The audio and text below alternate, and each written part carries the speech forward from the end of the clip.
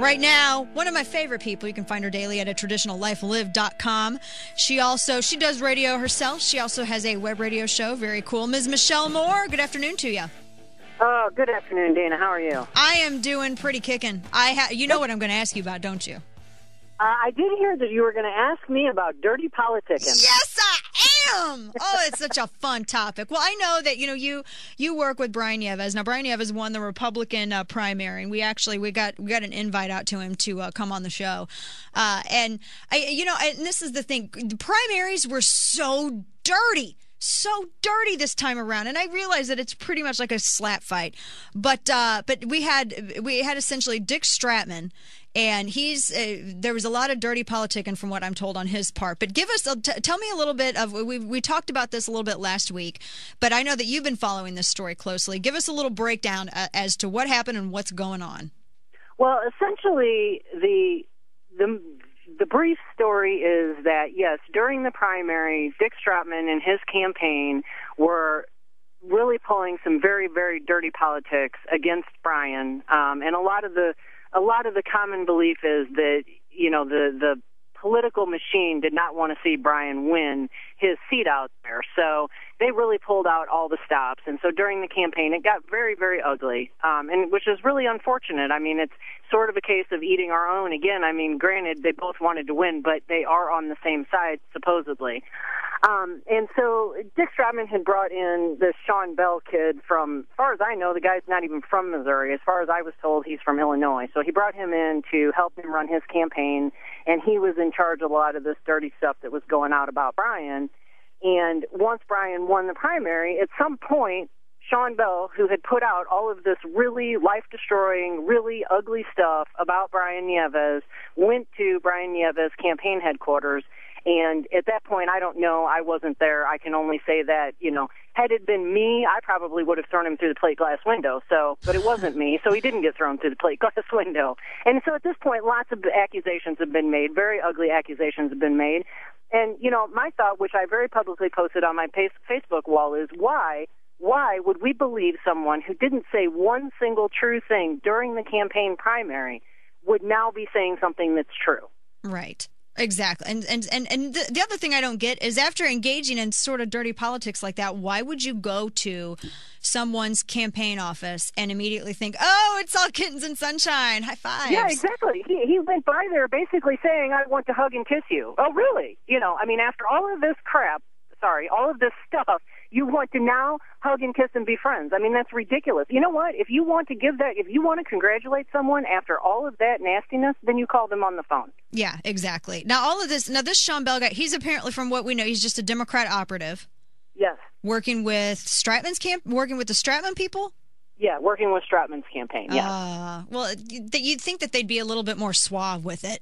At least. Yeah, you'd think they would know better. Well, here's the problem. I mean, it's my understanding that this Sean Bell kid is like 24 years old, so he's still wet behind the ears. He doesn't have any idea what he's doing, and it would seem that he feels the only way to win a campaign is by throwing out nothing but lies and innuendo and not even sticking to the issues. I mean, basically, anything that I saw during the campaign was very rarely about the issues. It was all about lies. Mm-hmm. Yeah. This is just, and I'm reading some of and you can converse that. I'm sorry, I don't mean to interrupt. No, go right ahead. You can converse that with, there was a third person running, Jack Jackson, okay? Mm-hmm. He stuck to the issues. He also was running for that exact same Republican seat.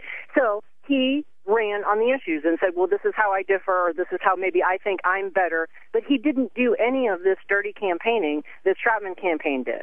Now, was there some sort of like anonymous letter that went about from the Stratman people that were basically saying all sorts of stuff about Nieves? It is my understanding that there was some such letter. Oh, isn't that very Chicago-like? Dick Stratman, he's supposed to be a Republican? Yes, exactly. That's right. He's supposed to be a Republican, and again, I will just point to, let's eat our own. That's right. That's exactly what we should do. Right. Yeah. This is, and I'm looking at this. I'm looking at this situation here. So I wonder how much. I'm very curious as to how much money Dick Stratman spent on hiring a very inexperienced political operative such as this 20-some-odd-year-old kid. I say kid. We're like not very much older than him, but we feel very wise. That would be, well, I'm a lot older than him, but I don't run campaigns.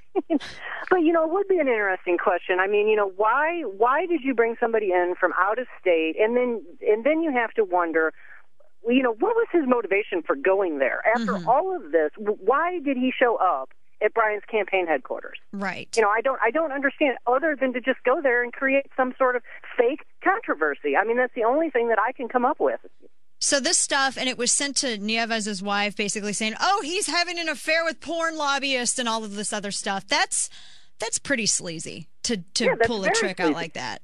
Yeah, nothing like trying to ruin someone's life with untrue accusations, unprovable accusations in a campaign. Run on the issues. Isn't that what it's supposed to be about? Aren't we supposed to be debating the issues and who's going to be better for the country? Yeah, exactly. Now this not lies. Because Dick Stratman, I didn't know much about this race, and there was a couple of, because you can only put your attention on so many different areas before you forget to dress yourself in the morning and breathe. Right. So, and I didn't know a lot. I knew Jack Johnson. I didn't know a lot about Dick Stratman.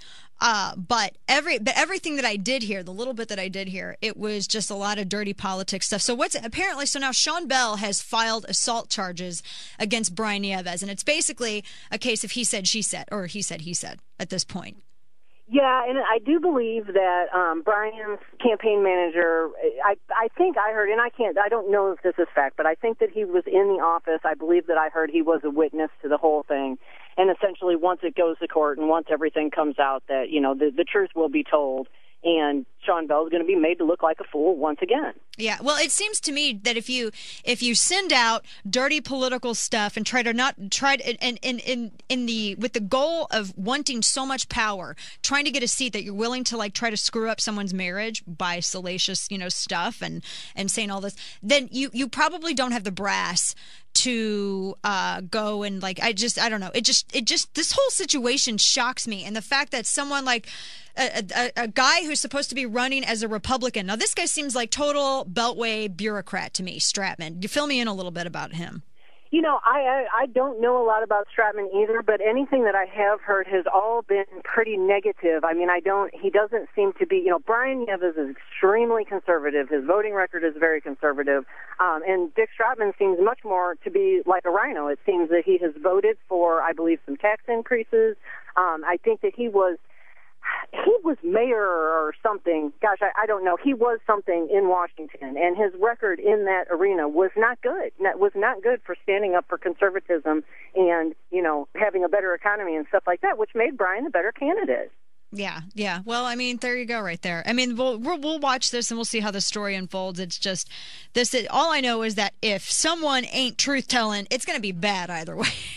Yeah, and back in the old days, I'd just like to point, they would have dueled that out at 10 paces in the middle of the street. You know what? So. I'm going to tell you something. If somebody had been sending out something about me, I'd look at my husband and be like, if you don't slap somebody, I'm going to think less of you. That's just how exactly. I look.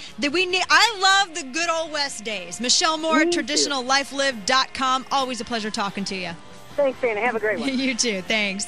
Your calls when we come back. Stay on those lines. More of The Dana Show after this.